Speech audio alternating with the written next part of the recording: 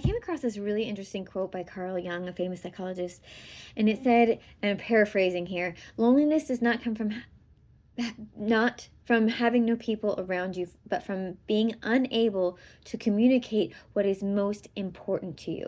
And it really got to me thinking about this idea of loneliness, because there's different levels of loneliness, right? There's the level of loneliness that you feel when you're not around people, especially as an extrovert. For me, that's difficult. For me, I really thrive on the energy of other people to bring me up. So I often, my energy is very low when I'm not around other people, and so I need that social interaction.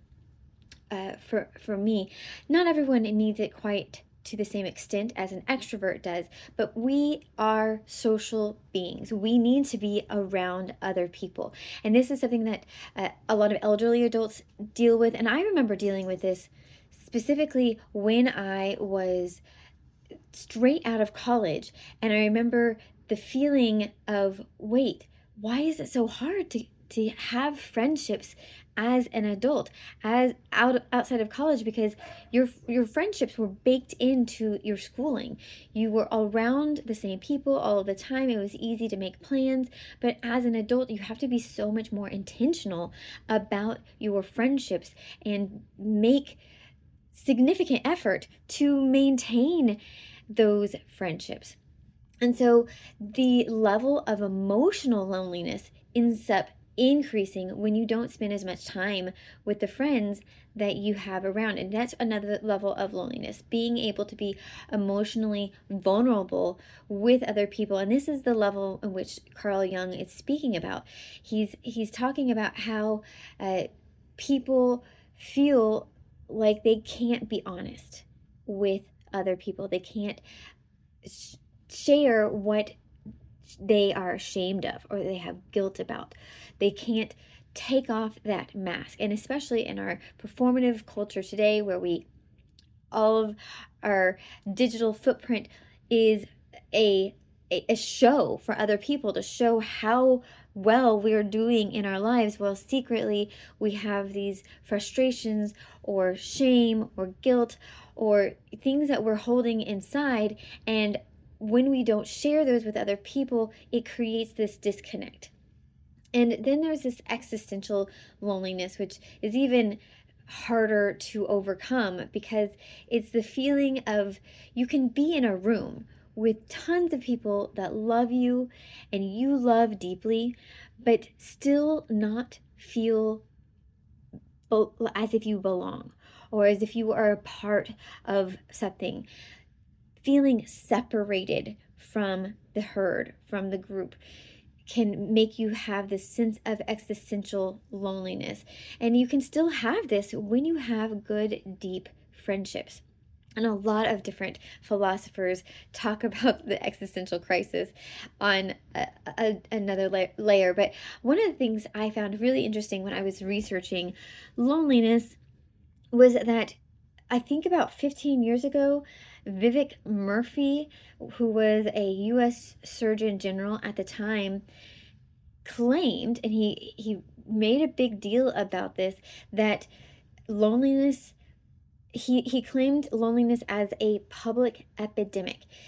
And he likened it to smoking 15 cigarettes a day. That's how detrimental it was to people's mental and physical health, because having loneliness, whether that's loneliness is social isolation or emotional disconnection, having that loneliness is really difficult for mammals, because we as mammals are social creatures that require being in groups to survive and thrive. There's also research that shows that loneliness isn't just emotional, it changes your brain chemistry. It changes how you perceive the world, and those people who feel most lonely start to see the world as a threat, which ironically makes them even more disconnected with the world, because they're less likely to try and make those those connections that we crave. Brene Brown is a famous researcher from Texas. We will definitely claim her, and she talks significantly about shame and connecting with people on this shame-free disclosure is really the antidote to loneliness. And so I'm going to bring it back to the story that I've been talking about quite a bit, Talking Eggs, which is a story about a girl who is kind, and her mother and her older sister are unkind. And she is in a family unit, but she is not seen. Right? She does not feel seen. She does not feel appreciated. And when she is beaten by her mother and her sister, she goes out into the woods and she finds connection. She connects with the older woman in the woods who sees her. She sees her for who she is, and she says, I can see you are a kind girl, and your stars are going to change. And through the process of going home with the old woman and helping her and showing her her kindness, the old woman blesses her with gifts of magnitude, and she becomes wealthy and abundant, and she lives a full life. But I think that part of that story is that the kind sister in the story is ultimately alone. Even though she's in a family unit, she feels unseen and unappreciated and lonely. And so what is it that you do to combat loneliness? What can you do if you have that emotional loneliness that you're seeking?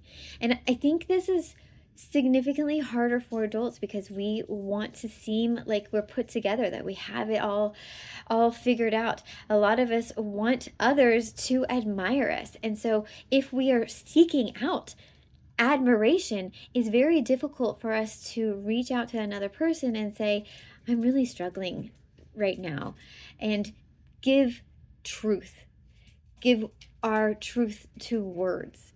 But once we do that, it allows for another person to bridge that gap. It allows for the connection. So without you allowing your shame or guilt or struggles to be seen, even if it's just a corner to start, that deeper connection that we all as human beings really crave cannot be achieved. So I really highly suggest that if you are feeling any of these levels of loneliness, that you give it a try. Try and just share a little bit of your authentic self with the person next to you and see what happens. I'm Vanessa Y. Rogers, storyteller, author, and speaker. Keep telling your stories, they matter.